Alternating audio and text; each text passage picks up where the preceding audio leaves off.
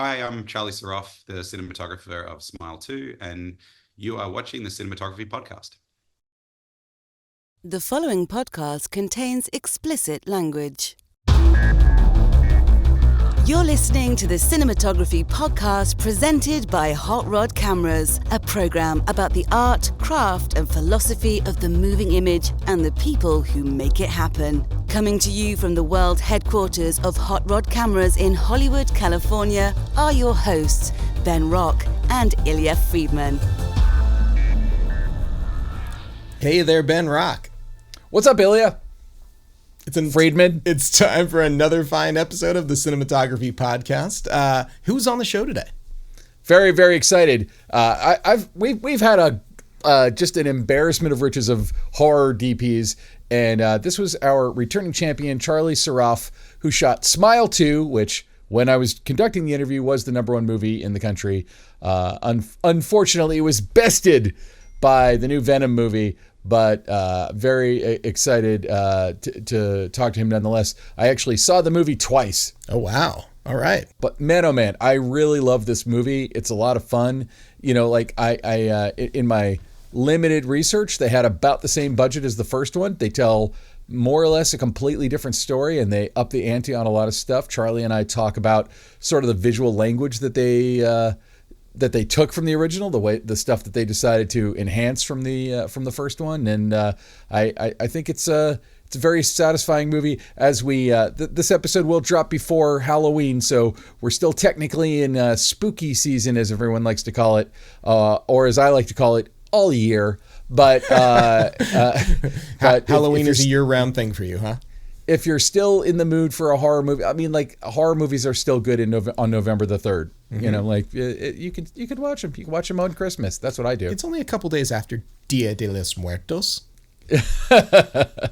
But anyway, yeah, Charlie's great. We've had him on the show before. Can't wait to see what he does next. He's got a great eye. He talks a little bit also about they did that process that was, I believe, pioneered by Greg Fraser of finishing the film and doing a film out and then retransferring it. And he talks about why they did it and what it got them. And it's very interesting conversation. Nice. That sounds awesome. So Ilya, what do we want to talk about as our close focus this week? And now, Close Focus. Oh, okay. So Close Focus, big news in California. Gavin Newsom, our governor, more than doubled the state tax incentive. What do you mean, our governor, guy who lives in Oregon? Anyway, go on. Well, he just did something really amazing, which is to more than double the current state tax incentives. And by tax incentives, this is money that goes directly back to filmmakers and studios to help pay for the jobs that they create inside of California. So it went from 330 million to 750 million. It's a pretty big deal. That's they said they or for everyone's scale, that's 7 megalopolises. Well, like 6. Go on. But you know, look, the state is not in the business of 100% funding someone's movie, but they're of course in the business or television show. They're in the business though of making it much more attractive to work here, just as other states have been doing. Interesting. There's been a lot written about this, and they call the defecting productions that would otherwise go to California to other states or countries leakage, which I thought was kind of fun. I hadn't heard that. You know, it's a California production; it's leaking out somewhere else. You might want to get a production diaper. So here's an interesting statistic, though. They say that 71% of productions that have been rejected from the state tax incentives go somewhere else, ostensibly to receive that money, to receive the incentive. So they have a feeling that now, by more than doubling it, they should get a huge number of those productions back. We owe a great deal of thanks to Los Angeles Mayor Karen Bass. Karen Bass worked with Gavin Newsom to implement this new program. In fact, has a couple programs of her own as well. One of them are actually both of the two big ones I'm pretty excited about. She has a entertainment industry council now she's formed, and she's got sort of a who's who murderer's row of people who work in production and work in some sort of connection with the talent agents, the permit office, lots and lots of different people, including someone from Netflix and from NBC Universal and entertainment unions. Like all these people are sort of joining together, which is cool. They're going to meet, I think, at least on a quarterly basis. She also has formed this other new initiative, which is going out as Executive Directive number 8. And it's the uplifting our economy through entertainment production. And she is establishing a film and television task force comprising of film liaisons from applicable city departments and external industry stakeholders to meet quarterly to address production-related challenges and solutions directly with departments. I'm assuming city departments. It says the office shall increase meeting frequency or call additional meetings as deemed necessary.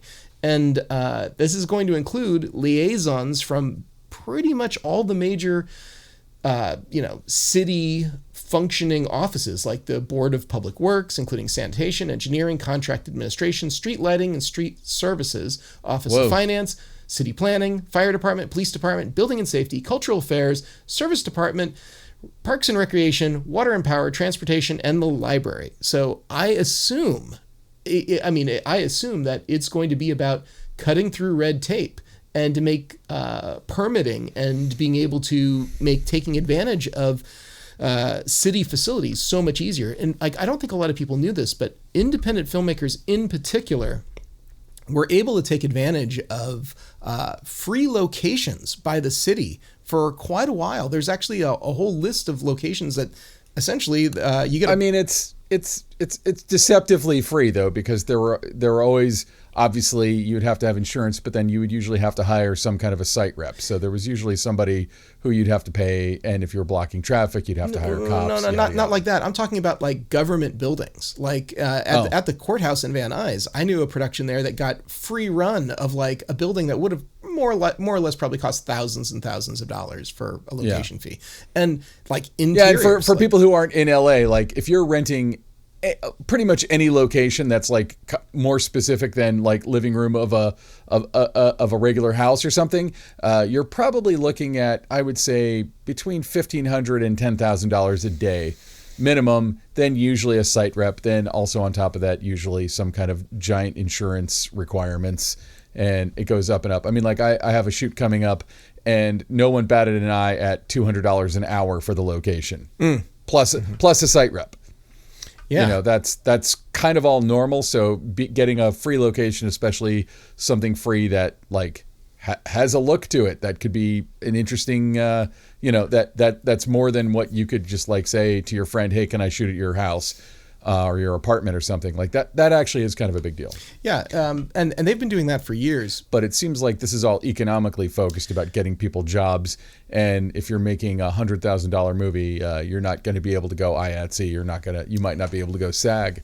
Like you're going to have a crew of 5 people. It's not going to pump it economically. It doesn't have the same impact. I'm going to disagree with you somewhat though, because like there's plenty of indie productions that have, let's say $500,000 to $1 million. Sure, I just worked on one. And they may not fit necessarily into the exact boxes that IATSE has. Like, I know people who are doing like 2-month-long vertical projects, which totally count as production, but they don't fit inside of IATSE's neat box. It would be good to have someone who is... Is it because IATSE's box is landscape and not portrait? That's exactly what it is, yes. So, oh my God. Yeah, and there are a lot of jobs from people who, they might be non-union, they might be non-traditional, but they're working in Los Angeles and money is being contributed to the economy. I would say that there's probably even more production days which do not get permits, so they're not tracked, that have also been affected. And I'm not saying that they shouldn't get permits, but of course they should. But the film permitting office system could be friendlier and could have more advocacy and outreach to these people who wouldn't otherwise be getting permits. Like it can be, if you're doing a 2-person, a 3-person shoot, which there's a ton of people these days doing stuff for social media that is like that, it doesn't really fall under the typical sort of like permit office stuff. And in fact, I will tell you that I see daily people going out and doing stuff that I'm sure don't have permits out in the city. I think it would make a lot of sense for the city to come up with a tiered permit system, get those people into the program, get those people official, and, maybe have something like a site steward. Like if they had to hire like a site steward who might not necessarily be as expensive as a site rep, but someone who is hired through the permit office, who pays, pay a certain fee to, you pay that money and then you're legal, you don't get shut down, and you have access to certain spaces in the city. I feel like there's some really, really strong additional revenue that could be created by not turning a blind eye or to the productions who aren't typically the productions that people think of when they think of their giant movies and television shows. I don't. What say you, Ben? You think there should be another tier for these lowest end sort of like social media sort of creators who are out there doing pretty elaborate stuff and not getting permits? I don't know. I mean, it's like if you're like so-and-so on the street doing your social media thing and you have like one of those little teeny tiny Best Buy special tripods with a ring light and your phone on it, I don't feel like you need to go get a permit to stand on Hollywood Boulevard and do your thing. What about for the next level up though? Like the crew of like 5 people, and they're out there with a real camera and a couple of real lights and they're doing a thing. Oh, for sure. Cause I've been that person and I've done it permitted and I've done it unpermitted. I stole a baseball diamond once. Not in Beverly Hills. You'd be arrested. No, it was in Sherman Oaks, but it was at Van Nuys Sherman Oaks Park years ago. And it's like, it was a crew of like 4 or 5 of us. And I even brought out, I had like an old you've probably seen my old skateboard dolly platform that runs on PVC pipe that I had, 20 years ago. I still have it, but I haven't broken it out in a while. But, I took that out and it's like, nobody cared. And I think that, there is always that fear, and you'll hear the stories of people who like go out and steal a shoot, and because like once you've really invested in a crew and you have cast and you're paying people, you can't afford not to do that stuff, because if you get shut down, you got nothing and you wasted all your money. So it would be good if there was a more accessible way to do it that was safe and worked for a smaller tier filmmaker. I guess the question I keep circling back to, though, for the purposes of, Mayor Bass's, her cabal that she's creating to kind of figure out. Cabal makes it sound nefarious. It's not nefarious. This round table, this bunch of people who are trying to help. You're calling Jason Reitman nefarious. Very nefarious. No, but when you're talking about that kind of a thing, like, do those people move the needle at all in that kind of a world if you're going to create kind of this group that's going to help them? Now, the flip side is, like, you could say the same thing about like a movie like Tangerine, which started a very fruitful career that we're still seeing going, and that was the most guerrilla of guerrilla shoots. I don't believe it was done with any permits. It was all shot on iPhones with lav mics and like a crew of 2 people. Would it have been better to permit that? Sure. I don't know. I mean, there's always going to be that scrappy tier of filmmaker who's just going to not bother with that stuff.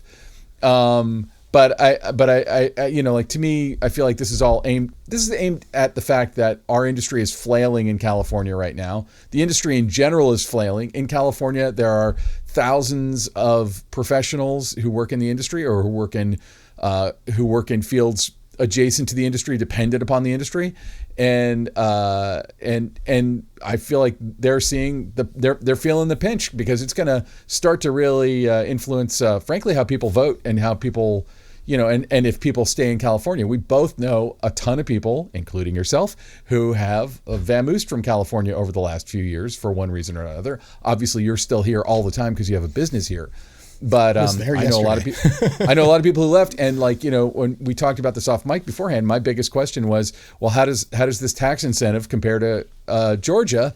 And the truth is, Georgia's pumping more money into it. Like, Georgia's tax incentive is about twice what this is, and we can't compete with that, I don't think, or we're not going to. And, the snarky thing I want to say is, like, finally we're going to get film production in the state of California. But the truth is, like, how could they get Marvel to come back here? And not that, not that's the end all be all, but how could they get all that kind of work to come back? Here's the thing though about Georgia's. Georgia's is a tax credit, which then has to go to a market. So let's say you produce a movie and your rebate is $1 million. chances are you're only going to get about 910,000 back. You don't get that full million because it goes into this market, and then various businesses which owe taxes to the state have to essentially bid on it. And, the bidding starts low, and then eventually it usually works out about 91% is what I understand. So you lose some percentage of your tax incentive because you just don't get it from that market. But in terms of like actual money that the state of Georgia is putting into it, it's significantly higher than what we're going to do in California. It sounds like it's probably another 300 to 500 million more. So. And that ain't nothing. And the thing is that but in California, if you're the filmmaker, you get a full refund. You get that full amount back. It's a refundable credit now. You don't have to go to a market. So if you get $1 million rebate, you're getting the full $1 million. You're not getting 900,000. Yeah, I mean it's all good, and I hope it helps. The truth is, tax rebates will not make more television happen if the networks aren't ordering it and the streamers aren't ordering it. But it's still I think a huge step in the right direction. Hopefully it'll spur more. I mean, to me, I would be happy if I saw more mid-level features getting made. I'd rather see that many $20 million films versus $500 million films get made anyway. So yeah, it's going to be interesting. It won't be boring. I know that there's going to be a lot of people talking about this for the weeks and months to come. And I think that you and I will have front row seats to actually see what actually is happening. And does this really move the needle for California? I have a suspicion that it will. I don't know how long it'll take to kick in, how quickly it'll move the needle. But boy, I think that probably early 2025 is going to be an interesting time now. Well, yeah. I mean, people have been saying alive till 25 as we kind of grit our teeth through this fiscal year, and I've even heard shit and bricks till 26. So hopefully not that. Yeah, that seems extremely pessimistic. I should give credit. It was Bill Totolo who said shit and bricks till 26. Yeah, you know what? He told me that too, actually. So, all right. So Ben, why don't we get to the interview? All right. Well, here is Charlie Sarroff. The Cinematography Podcast Interview.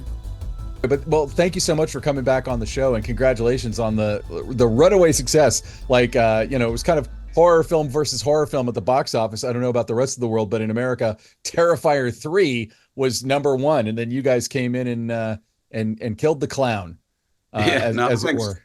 Thanks for having me back, Ben. I'm really excited to see how people have responded to the film. And you never want to be in competition with other horror films. You want everyone to do well. And it looks like Terrifier has done really well, which is great. But oh my God, yeah. Exciting. Like I got to Australia before the release, and there were a lot of billboards up here and everything like that. But it was a little bit of a shame to miss what was happening in LA. I think like a lot of friends were sort of reaching out and saying, "Dude, the city's covered in billboards and everything." Oh, so it was everywhere. They did a good job with marketing again. But they yeah, did. It's exciting to see. Yeah. And it's like I was talking to a friend of mine about this, and like it's been kind of an embarrassingly great year for horror movies. There have been so many great horror movies this year. There was The Substance, Longlegs. Late Night with the Devil. There have been so many strong ones, and I would put Smile 2 right up there on top with all of them. Like it's so good and surprising, because like I don't know what your actual budget was, but the scuttlebutt I heard was that it was around the same budget, maybe a little more than the first one, and you guys really opened up the scope of it, and it just feels. I love the first one, as you know, but it feels really big, I mean, like you have these giant concert scenes and stuff like that. Like really, it even starts with a bang. Like the whole opening sequence is just a great opening sequence. So yeah. when you started talking about doing a sequel, and you're bringing putting most of the same band back together to make the sequel, like what were the things where you're like, because I remember like even the original movie wasn't originally called Smile. You like kind of found that, but this one is like really hanging on that motif. Yeah. Like what were the things that you were like, okay, we're going to keep this. What are the things you wanted to keep? What are the things you wanted to expand and push out on? Yeah, sure. So like Parker wanted, if he was going to come back and do a sequel, he's not the sort of guy that just wants to sidestep and get it done and move on. Yeah. You know, it's important. We're relatively early in our careers when it comes to making films, narrative, Yeah. feature films. I mean, you want to be able to, yeah, you want to do a good job. You want to be able to elevate it, and we wanted to come out with a bang. And I think to his credit, he sort of came up with a really great idea to move it from the universe of the first film across the river into Manhattan and give it this Yeah. whole new sort of world and a new take on the franchise. And but yeah, he really wanted to push it and elevate it. And we didn't, the things that did work about the first film, we wanted to keep. We didn't want to reinvent the wheel in a lot of ways. In a lot of ways within the cinematography too, which I could talk about.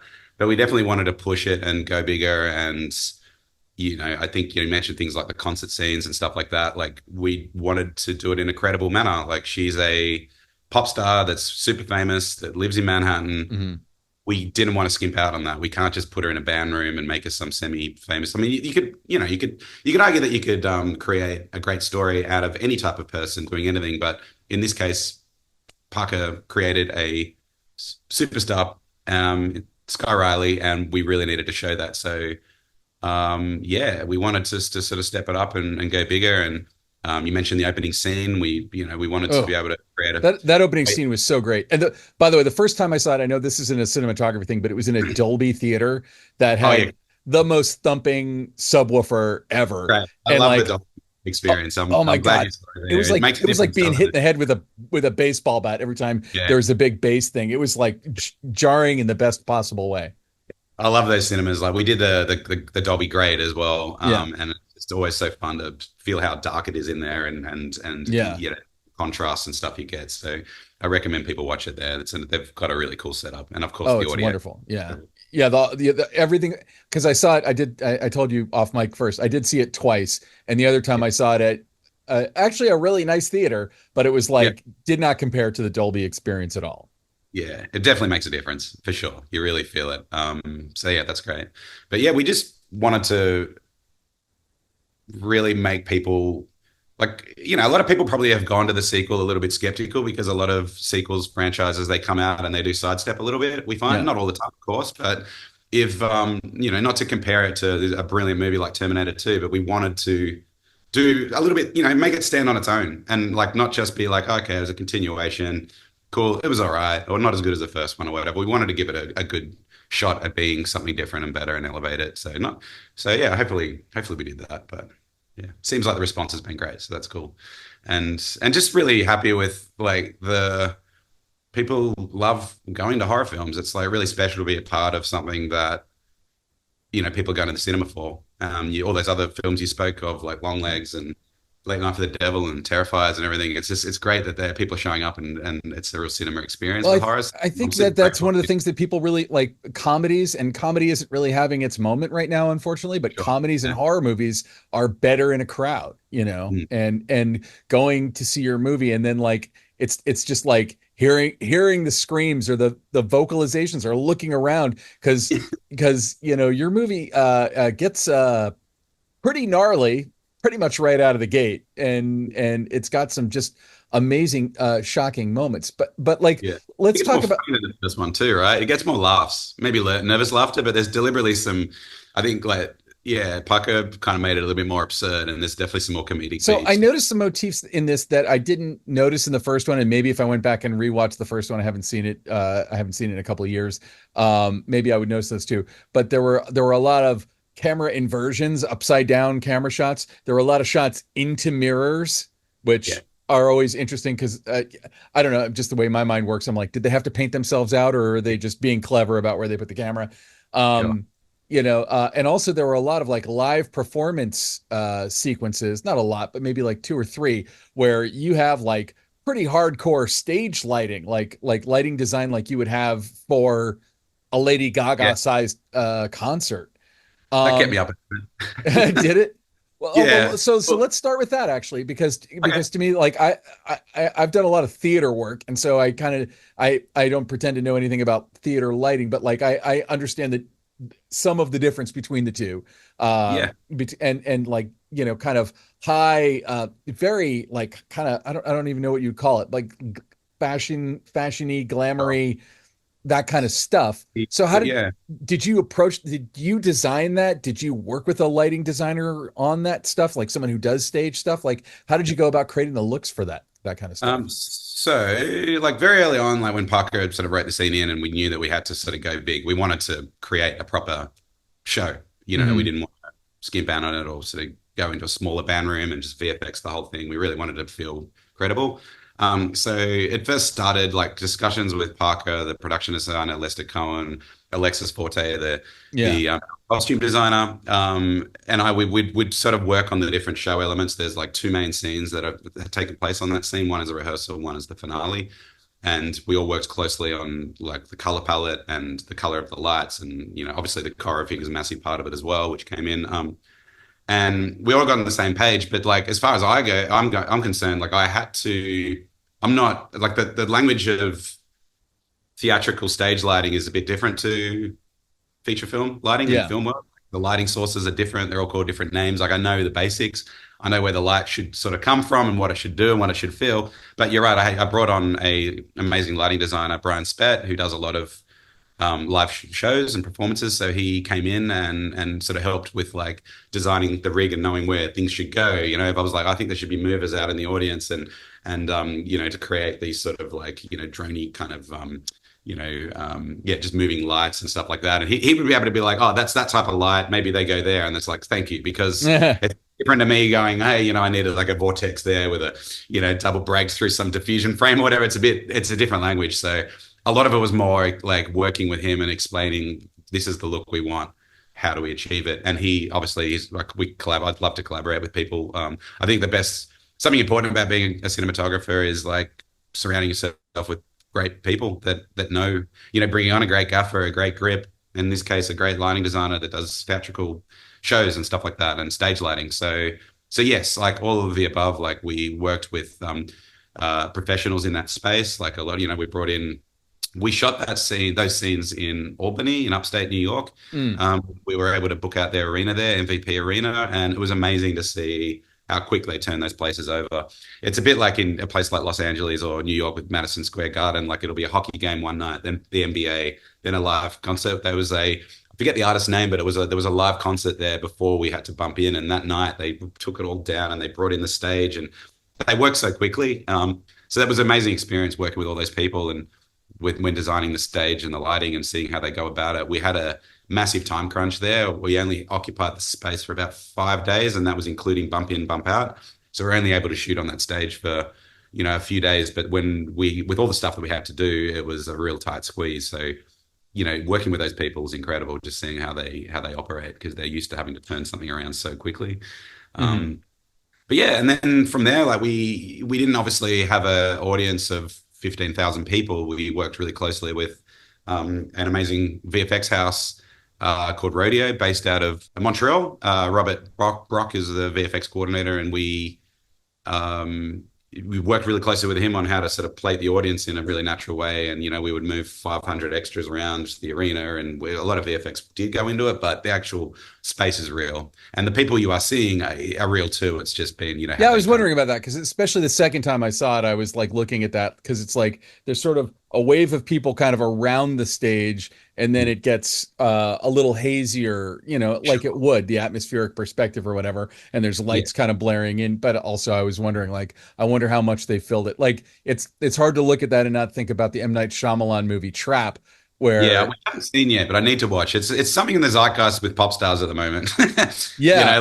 But There's a lot of overlap there, and yeah. like I think they really did fill a space, or Wow. Yeah, like okay. Cool. because a lot of the action takes place in the audience or him like wading Yeah. through crowds. So even if they didn't fill it completely, there were a lot of extras going on in that. Yeah. But it's a different vibe because you don't ever like really go off the stage. We're always on the stage with her. We were very clear about the perspectives we needed to help save time, but also help with things like VFX and extras. Like we tried to wrangle as many as we could in Albany, and a lot did show up. But yeah, what you do see is they're real extras, but the way they kind of do it is jumble it around and they with the plating and stuff like that. Like Yeah.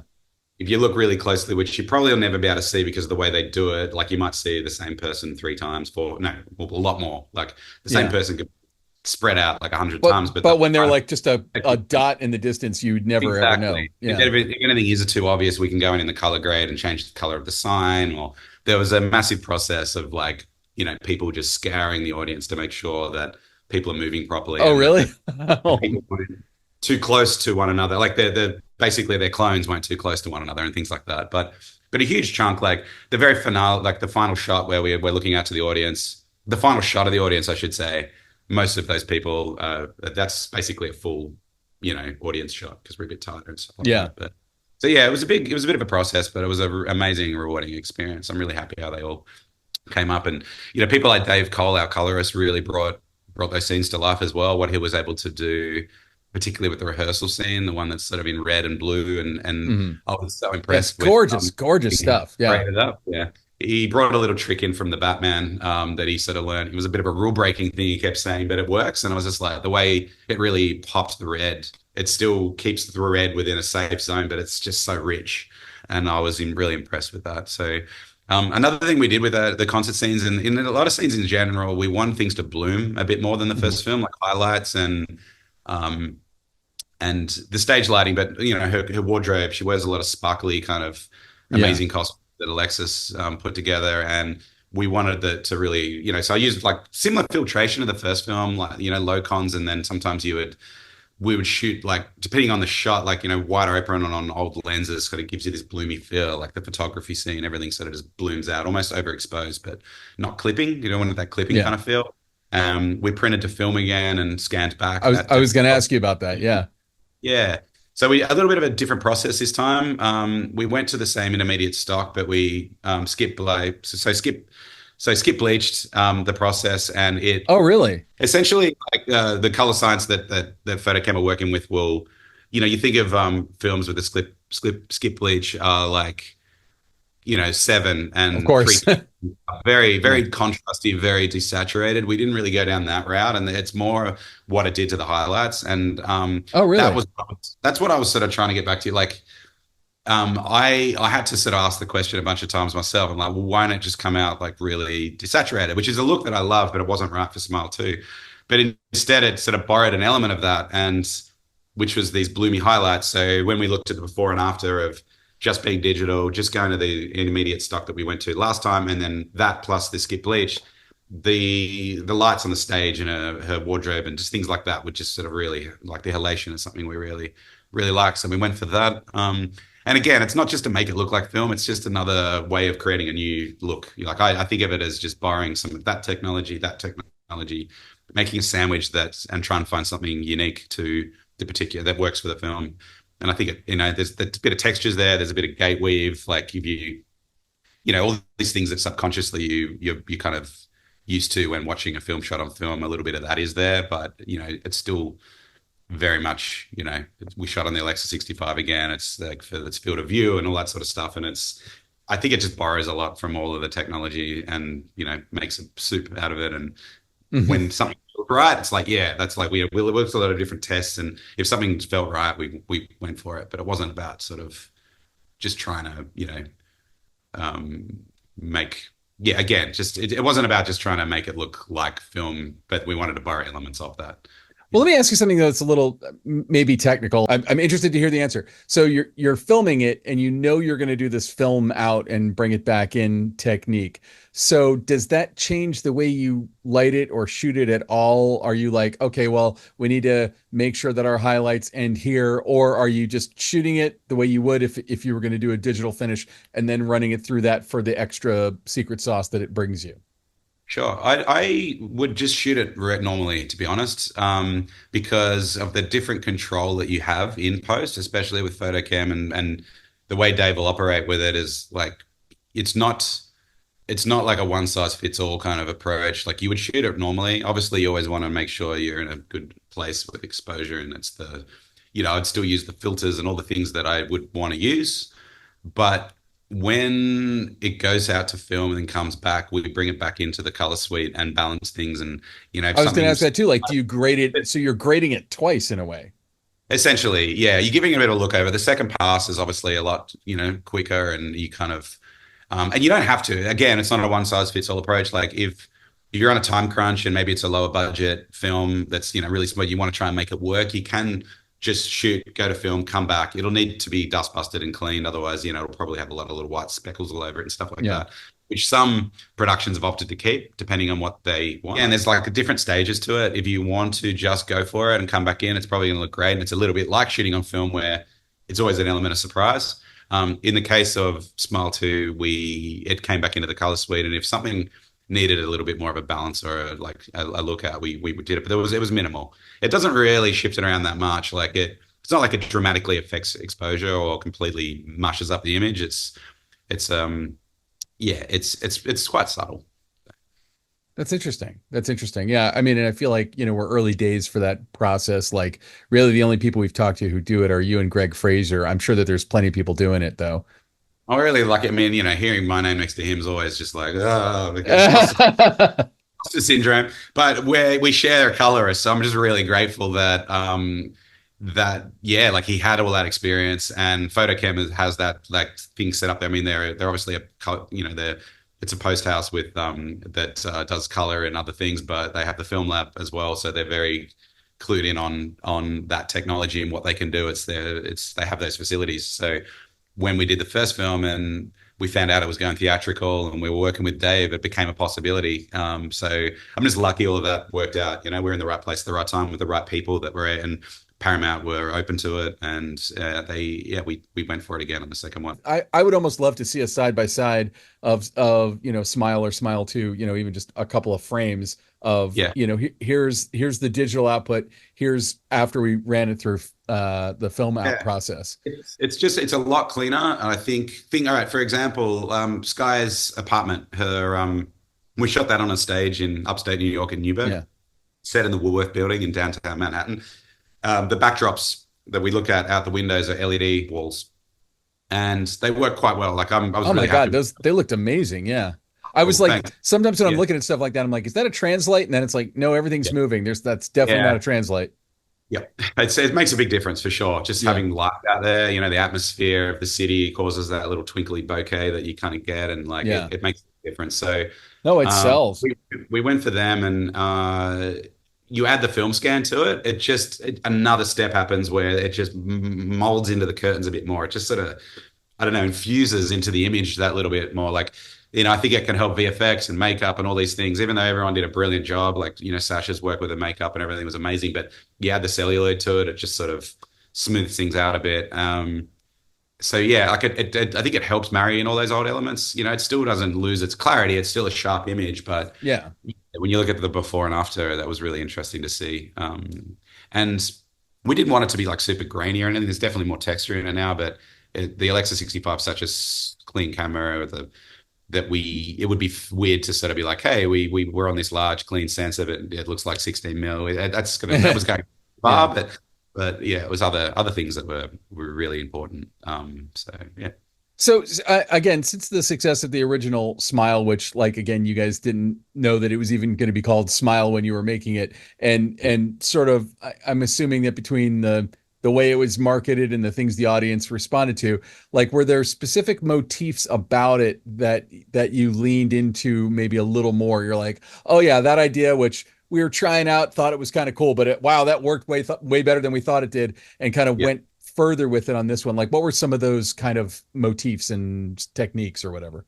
Yeah, sure. I think you mentioned reflections earlier. They were definitely prominent in the first film to a degree, but the idea behind that is that Skye can't escape herself. She's always in the spotlight. She's always on stage. She's always being watched, looked at. Fans are always harassing her.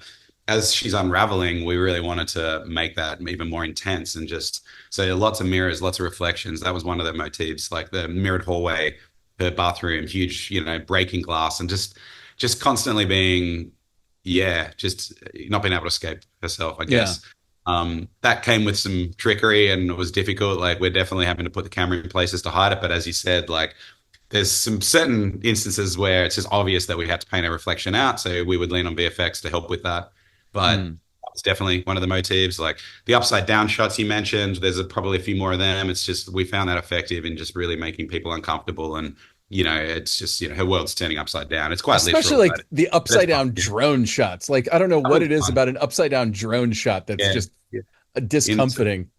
It was cool shooting, and obviously, being from Australia, I do live in LA, but I'd love New York City. It's like it's just an amazing place. I've always Yeah. wanted to do in Manhattan. We shot, we did spend some time in the city, all the exteriors, most of the exteriors, and the drone unit, and we mopped up some things on a stage there, and stuff like that. But it's a great place to shoot, and just being up in one of those buildings and kind of like looking out at the city, and yeah, that was a special time. I feel like it can be very lonely up there too. We wanted to get that across, the loneliness Yeah. of being someone that's really famous, but she's shutting out a lot of her family and friends, and having her in this apartment, up in this building with just like a sea of skyscrapers out there. I don't know, kind of, even though you're surrounded by millions of people, we wanted to sort of get that point of loneliness across.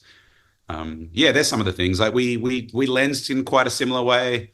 The camera moves in quite a similar way. Like we wanted to kind of not reinvent the wheel and that stuff. And I think Parker did a great job with crafting, some scenes that really make you uncomfortable. And it was just, we probably went about it in a similar way, but like, we were given a little bit more to play with. I think the world's a lot more expensive now since the first film. So it wasn't like we had a ton, but like, I think everyone really hustled to sort of help make it elevated and bigger than the first. And we certainly, had some more resources, which was exciting. So that was fun to play with. But yeah, there's never enough time, money, or that sort of Ever. stuff. It's always a time crunch. Doesn't matter what you're doing. This, well, we can't afford that, so you got to look this way instead. I think it probably never changes, but I'm grateful that we did definitely have some more resources to play with. So, Is there a specific lens that you have found to shoot the smile? Because the people smiling in this is maximum creepy. Yeah. Is there a specific lens that you use, or is it mostly just like you're in the scene? And this leads me to my hackiest question that I've asked anyone in a long time. But it's like, you've got Jack Nicholson's son in the movie in a shot that looks like a Kubrick shot with him smiling. Was that a reference at all? Look, when you see him smile and you think of the shot, like it certainly was exciting. Yeah. Who doesn't love The Shining? And I know it's one of Parker's favorite films, and it's one of my favorite films. Like, it's brilliant. And Ray did an amazing job taping for the show. He wasn't like we have to get him for that reason at all. Like, I know Parker looked at a lot of different actors and he absolutely smashed it. And I hope he just becomes like, a prominent actor in his own right. And he already is, but like it wasn't necessarily like, hey, let's set it up like The Shining at all. But we couldn't help, like, when we'd see him, and then I've already seen the memes get out there comparing him to his dad. Like, his resemblance, it's there, and it was a joy to see. But yeah, it wasn't necessarily like, well, not at all like, oh, hey, we have to set this up. Like, I mean, you would never do that. That's manipulative of too many things. But I also think I'm probably where you are, where it's like, you're there, you're setting that shot up, and you can't not think of The Shining in that moment. Yeah, it happened. But to answer your question about lensing, they're different across the board a little bit. Usually always a wide lens. We could be on the 28 or 35 or the 45. We shot on the REDNAs, and that's on the Alexa 65. So it's like that very large, very wide lenses when you compare to like Super 35. But for example, the little girl, like, in order to really get that across as being like super creepy when she came up close to Skye at the photo, at the signing and the photo shoot, that was on a 28, and we just found that being in that close on that lens just makes people super uncomfortable. But genuinely, like, generally, sorry, what the wide lenses, there'd be one of those three. There isn't really a one size fits all for the smile. It's whatever kind of gets the creepiness over in that moment, but we don't go long on it. Like, we never really use our long lenses. So the Ray Nicholson smile, like, there's probably on like a 35 and things like that. When we cut back to Naomi, like, and I love that shot where she's like, stop smiling at me. Like, excuse me, my voice is a bit gone. We had a bit of a cold last week, but that was probably on 28. Like, I think just like really allows you to get up close and personal. And what about just like the lens height or something like what is the anatomy of the smile shot when you're like, okay, I know it needs to be like this and this and this. And like, is it just an intuitive thing, or do you sort of in your mind have like a recipe of like pretty wide lens, pretty close up, above or below the eye line? Like, what's the secret sauce? Again, it's perspective. I'll use the example of our brilliant young lady that was at the photo shoot. Like she's obviously a lot smaller, so we're not Yeah. afraid, like more top down on her. But generally, like Parker has a recipe for how they should stand and act with the smile, essentially. Like, Mm. it's slightly chin down, it's very symmetrical, it's very flat to camera. We don't like to come at it like kind of on an angle when we can help it. It's more their posture. Wide lenses, it's generally probably just under eye line level. Mm. Like, but again, it just there's different approaches depending on which character it is that's smiling. But it's a funny one. I don't know. It a lot of it's on a subconscious level too. Like when Yeah. I think Parker's great with that too. If it's something's not quite right, it'll be like come up a little higher, come a little down. We kind of figure it out, depending on the character. So, And the other thing, and I noticed this is a motif that kind of carried over from the first one, was the kind of pervasive use of zooms, yeah. and uh, kind of refresh my memory. Like, what is it when? Because like it feels like zooms are reserved for very specific moments, usually Yeah. with our character by herself. hmm Um, Say uh, emotionally transitional moments when mm, something really heavy's gone down. She's, really going to the next stage of like her unraveling. mm, Or it could just be to hone in on something as well. But one of the first thing that comes to mind is at Lucas's apartment, like, played by Lucas Cage, like when, I don't think there's really a spoiler at this point, but when he hammers himself with the weight oof, and brutal the outcome scene. of that, that's obviously a huge turning point because she witnesses the first suicide and Yeah. the curse is handed over. So that's an example of where Zoom felt correct. And yeah, I'd say that's kind of why. And there's sort of an old feel. We borrow a lot from old movies and try to and new, and it's just a whatever kind of feels right approach. But there's something nostalgic about a Zoom which we like as well. So Well, I feel like Zooms have kind of come back. I mean, they kind of come and go in terms of popularity. Zoom as a move, and I forget who it it was. It used might, to feel a bit like they were talked down a bit for a while when I was first starting out and like a yeah, film school and even some of the lecturers or people would be like you should always move you should not don't use a zoom like track in and move like there's a now I realize like it's just everything's on the table like whatever feels right you've got all these tools there shouldn't be rules like that maybe you have to maybe some rules that you're meant to learn and then break but it does feel like they're coming back and why not like they've been back for a while but you know what I mean like I yeah. do think they were a bit of a dirty thing for a while I don't know why but I yeah. was talking to. I'm blanking on her name, but she was on the show. It might have been Sibel Barton, but it might. I don't know if it was her. Yeah. And she had done something that used a lot of zooms and dollies, and I was like, what makes you choose one versus the other? And what she said to me, and this has really stuck with me, is that like dolly brings the camera closer to the actor, but zoom brings the actor closer to the audience. That's And a it, very much more intellectual way of being yeah, able to, yeah. I'll steal that quote and give it to Nathan. No, it's so true. do it. Exactly. Like they provoke a different emotion for sure. And I guess that is a great, like, that way to explain why we zoomed into Skye Yeah, after, yeah, during the aftermath. It's bringing her closer to the curse. It's bringing her closer to yeah, that. yeah.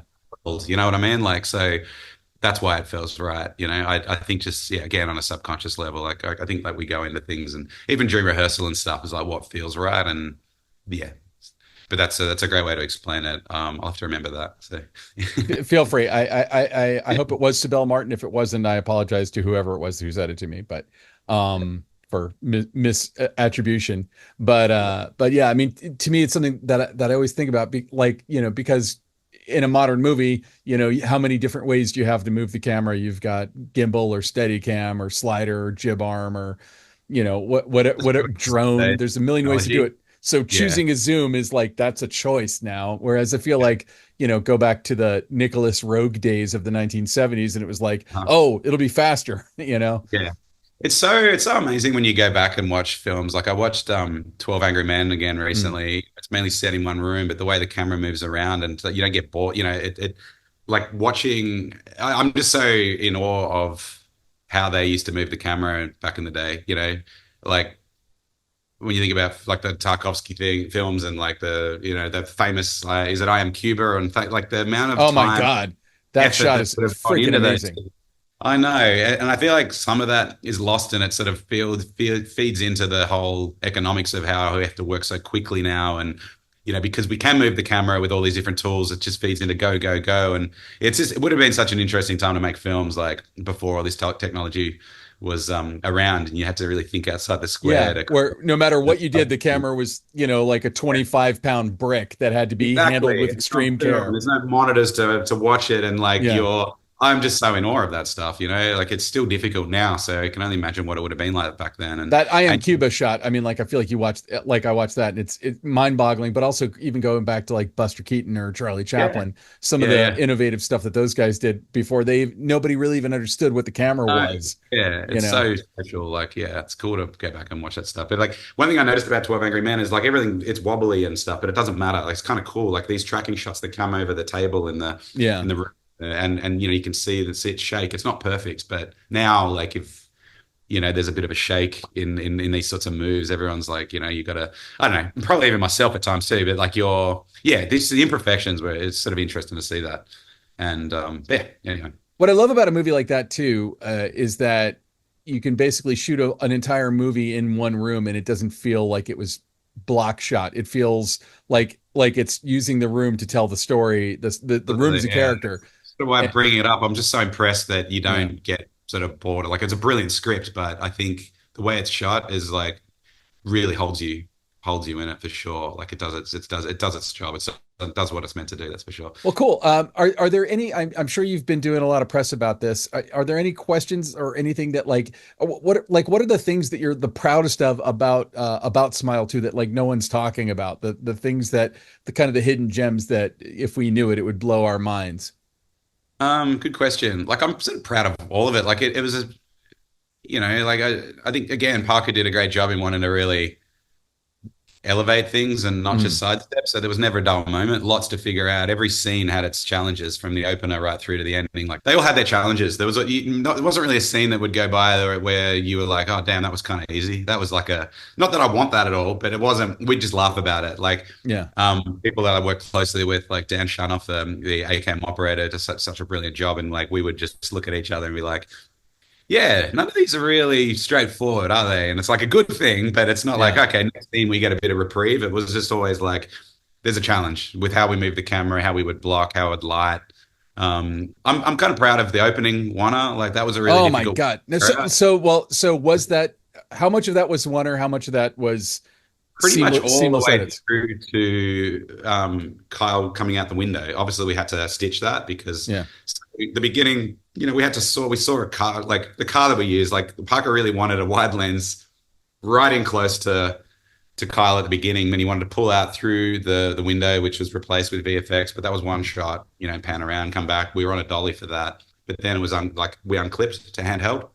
And then it was a one-er all the way through to the stitch where we came out the window, and then we'd have to change. We went So all of that was that. I mean, that's an impressive because, like, we see a lot of movies with apparent oneers, but like yeah. there's a But there, whip pan or whatever where you can hide on a the cut. whip, and like I think there might have been a stitch there for performance, but when we shot it, it was as a one-er. We did not have any breaks. And I'm not trying to like say, hey, it's a one-er over this and that. I just don't know. I know there was a stitch definitely coming out the window, but when we went around to Lucas or something there was like a performance thing or something, they may have found a way. But when we did the print take on the day, we just followed it all the way through, and we were really Wow. impressed. Well, and Like that one coming out the window comes out and then ends up going up. So it's so that was broken again. So it's like 3 shots essentially, and plus a VFX plate or something like that. So yeah. yeah, we went to the buggy. That essentially gets mulled over with like what the football players would use with but it was like a green pad. Like we'd come stunt coordinator would come and sort of smash him onto a mattress, and then that would be spoiler alert for those listening. Like Kyle Gallner gets run over by a truck like in the opening scene, shit. and it's pretty gnarly.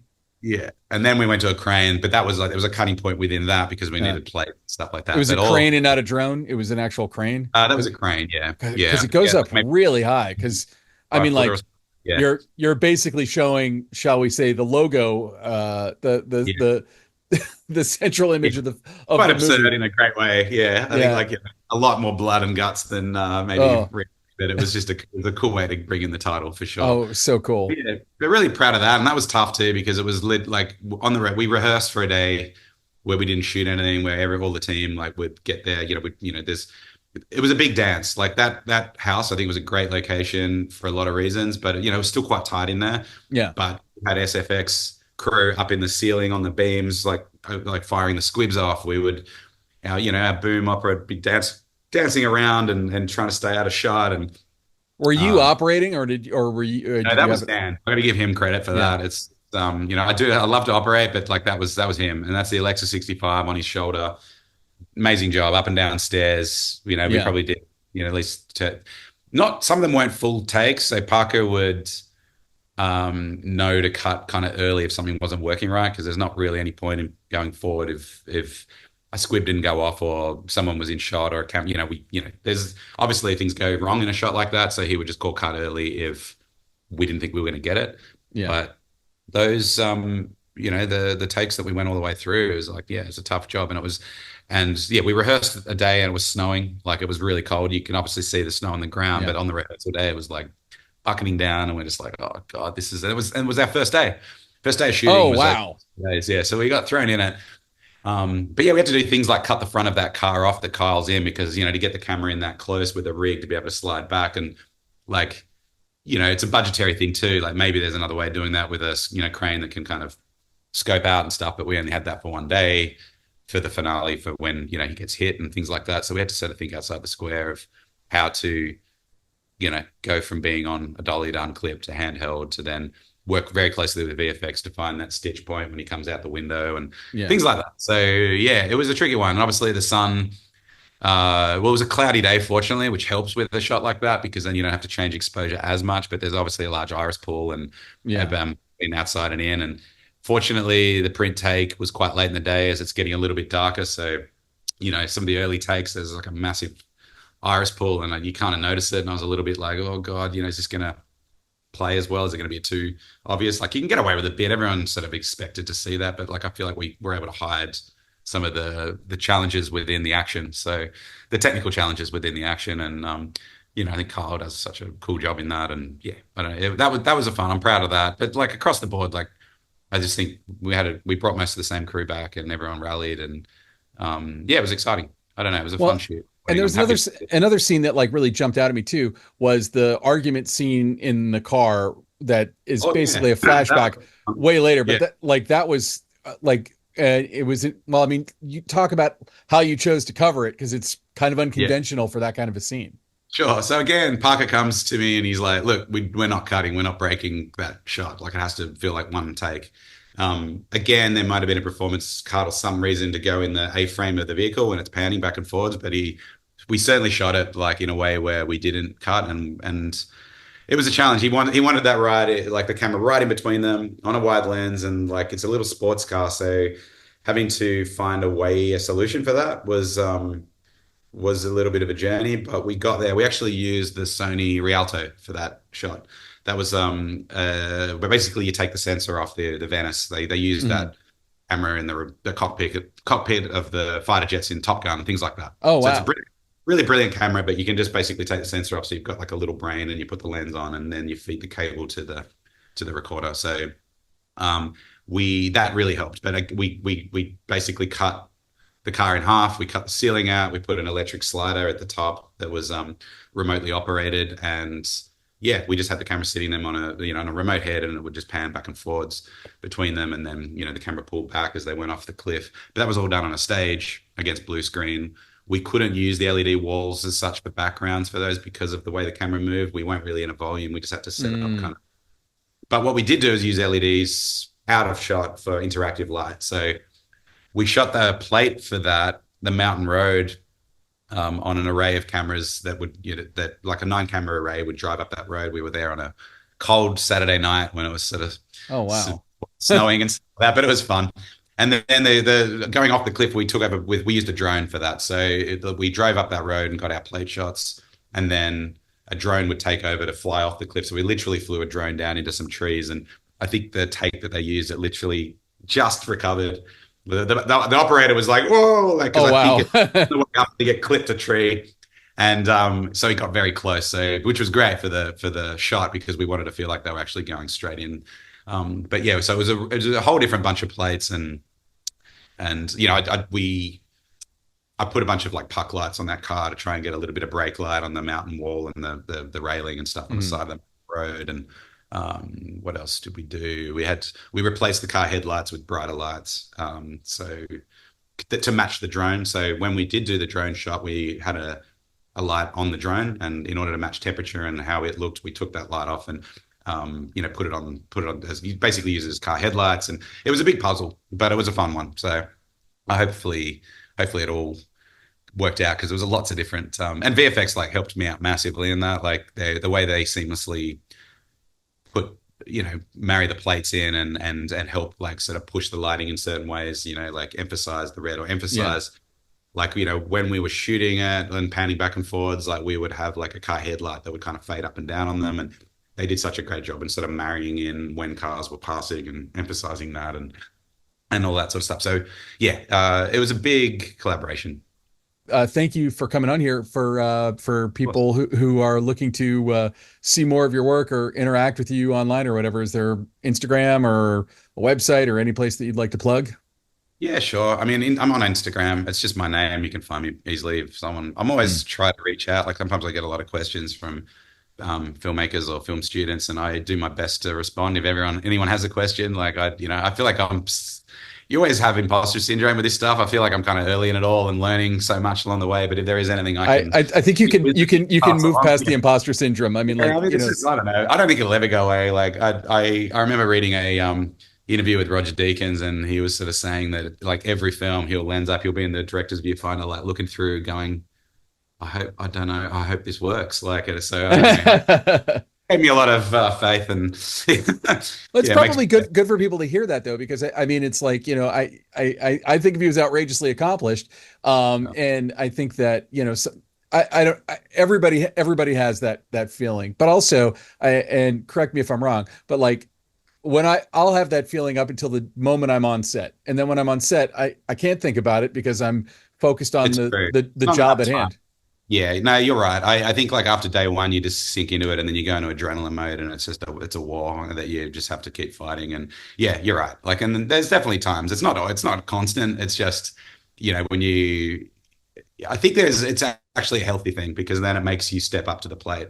If you go into things just like, sometimes I'd worry that maybe is it going to be mediocre or something. You always got to challenge. I think you have to be uncomfortable. So. Yeah. Well, so I mean, like, yeah, it keeps you humble, but I mean, like, it's got to be a good feeling to know that you shot the #1 movie in the world. Like, crazy. No, I'm stoked that people are responding to it, and most of the reviews are good. Really happy for Parker and the crew and everybody involved. Like Naomi, of course. Like, great cast. Absolutely smashed it in every scene. Just. Yeah, unraveling from scene to scene and just giving it her all. Like, she's so talented. She sings, she dances. All the recordings are her. It's her voice. Cool. Well, thank you so much for coming back on the show, man. It's great to see you, and hopefully I'll see you before Smile 3, but maybe for Smile 3 as well. You know, we'll whatever you got coming up next. See what happens there. I'm not sure, but like, yeah, it will be a Smile 3 whether Parker wants to do it. It's, you know, TBD. I know he's got some other great things on the go, and you know, we'll see. You know, if he goes there and he wants me there, I'll do it. But if not, you know, I don't know. It's good to. I like the idea of doing something fresh as well and something new. And there are a few things. So, you know, whatever. Yeah, I've learned to not really just to go with the flow, because you never know what's around the corner. So. Great. Well, thanks for coming back on. Hey Ben, guess what time it is? What time is it? Ooh, you're getting into the ASMR right there. Spooky season. It is time to pay the bills. We have to thank our fine friends over at Airy Maker. That's scary. Scary Airy during October. It's scary Airy. Sorry. I don't know why Halloween became the official holiday of mediocre puns. Go on. Airy has come out with a new set of lenses, and actually a really cool set of lenses.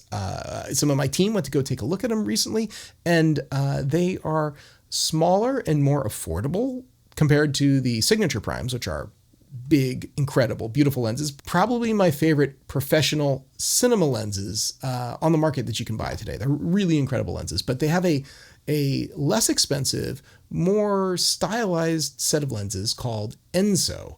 And they're actually named after and inspired by the circular Zen symbol in Zen calligraphy, which is you've probably seen, which looks like a brush stroke and like almost a perfect circle. So they have a really beautiful look, and they have interchangeable rear elements that can affect the style of the image, which is super cool. I like that they're small. They're LPL mount, which I really firmly believe is the cinema lens mount of the future, and more lenses are being released that way. It is an incredible set, sort of a base set of 6 lenses, plus there's going to be extra focal lengths they're adding on, starting as wide as 10.5. They all cover full frame, and then going as long as, I want to say 180. I'll have to double check the long side, but it is it's a lot. It's God, no, sorry, I take that back. They go all the way up to 250, plus there's a set of doublers. So yeah, it goes 150, 200. Anyway, it's a huge set of lenses.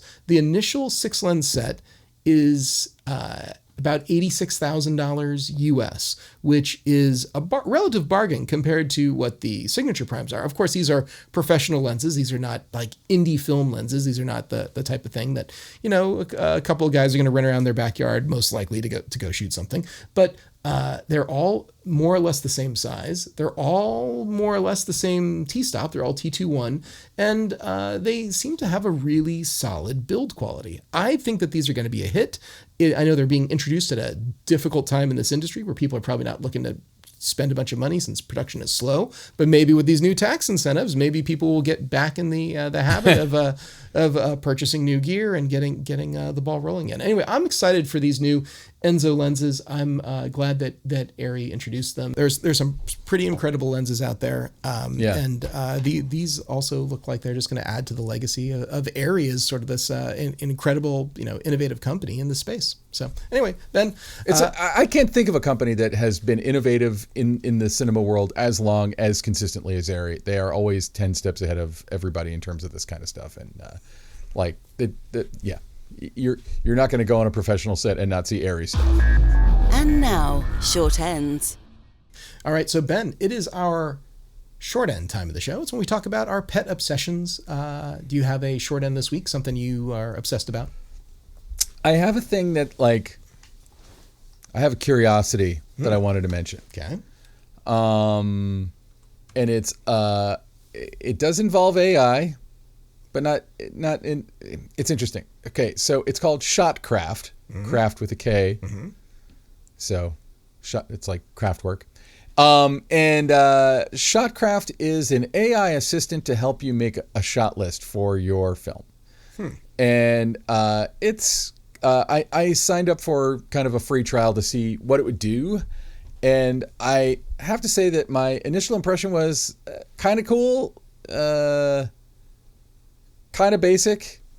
But I've watched some videos of the people who created it, and I feel like they have an interesting path forward. So basically what you do is you upload a PDF of your script, or you upload you can even just copy and paste text. It doesn't need to be formatted in the form of a script.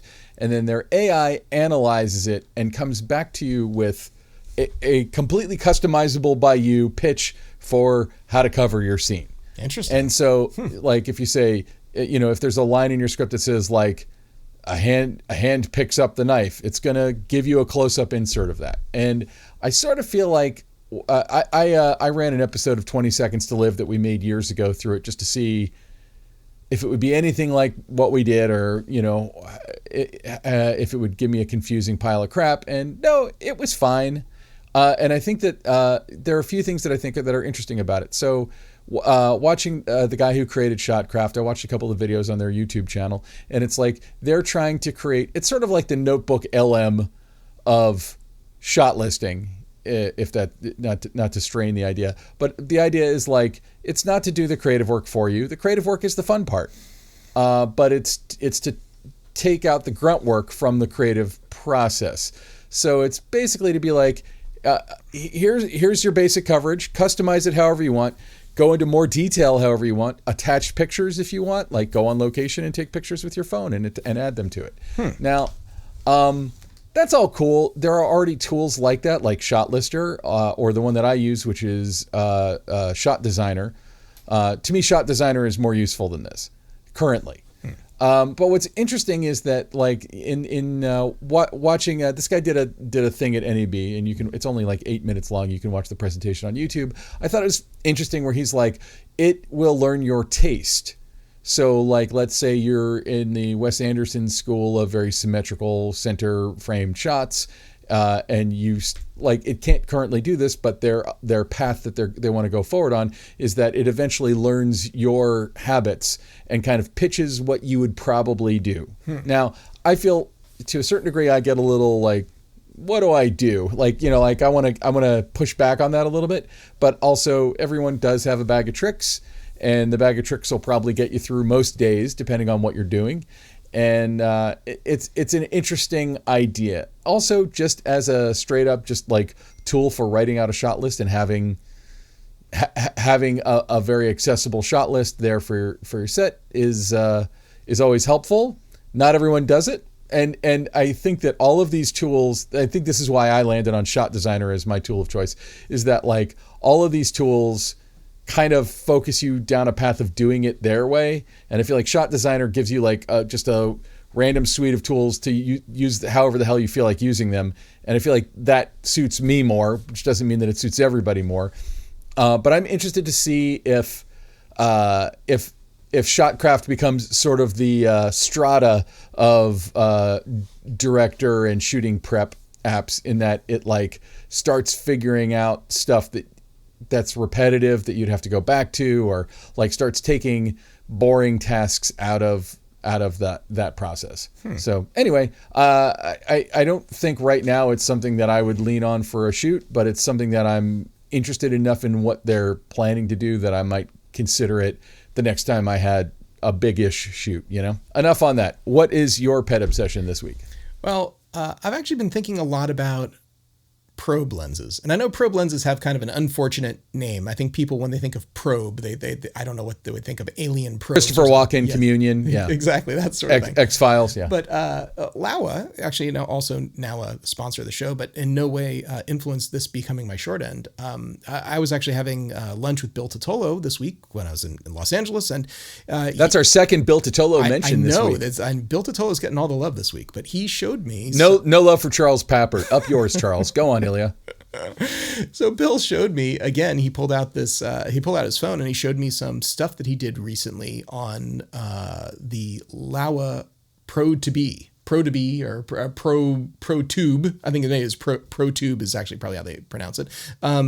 Set of probe lenses. It's 3 probe lenses. And they're a Speedy T8. And of course, anyone who's into photography or videography or cinematography understands how fast a T8 is. Not particularly fast, but it's way, way faster. For a probe lens. For a probe lens, it's actually not too bad. There's a previous version that was a T14. So this is like, positively quick compared to that. I remember years ago going to a seminar about the Fraser lens. I don't know if you remember. I think it's still around. I used the Fraser lens on multiple jobs back in the day. Oh yeah, it was a thing. It's an amazing accomplishment, but it was like an F16 or something ridiculous. Yeah, and there are other probe lenses out there, but I gotta say the price of the Laowa one is pretty cheap, and a lot of tabletop work is getting used with it now, and it just goes to show that how cheap is pretty cheap. Well, I think each lens starts at about $2,800, so it's not like exactly like it's not as cheap as.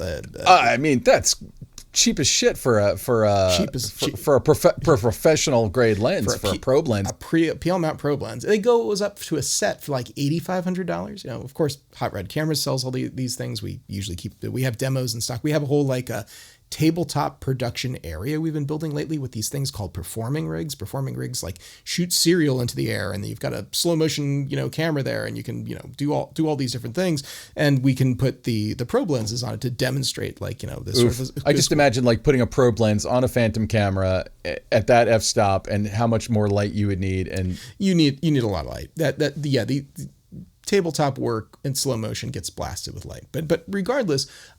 These lenses, which are relatively cheap, have kind of revolutionized a whole level of tabletop production. And it's just sort of something quiet too, because tabletop production doesn't get exactly the love and attention. Most of it has to do with commercial work, but not always. And there's some pretty reasonably priced tools that are doing incredible stuff. The stuff that Bill showed me looked amazing. And of course, he told me sort of like, the behind the scenes of what they had to go through to get the shot. But I was just thinking that, like, if you go back 5 years ago, 6 years ago, it would have been an entirely different thing just to do what they did. So it's like, it's really become, tabletop work has become so much more accessible to a group of people thanks to things like this. And there's an awful lot of really cool stuff that could happen, including, I know that it's getting more esoteric and AI threatens it, but claymation or stop motion animation, different types of, techniques that are all involved, I want to say like, characters that are between like 6 and 20 inches tall. So there's some really amazing work that's going on all the time. And these type of lenses make that all the more, accessible and amazing. Fair enough. Yeah. All right. Well, we should probably wrap it up. Ilya, who do we need to thank before we move on? Oh, wait, before I even do that, where do people find you? They can find me over at Hot Rod Cameras, hotrodcameras.com. I'm also on the socials, so at Ilya Friedman on Instagram, and I'm one of only a couple Ilya Friedmans on LinkedIn, so you can track me down there. I'm going to find the other Ilya Friedmans, and every once in a while we message each other. It's kind of fun. Yeah. Me and the Ben Rocks do that too sometimes. Yeah. There's a few of us. All right, Ben, where can people find you? You can find me at benrock.com, which is not owned by any of the other Ben Rocks, or the boat company. Find me at benrock.com. You can check out my reel, blah, blah, blah.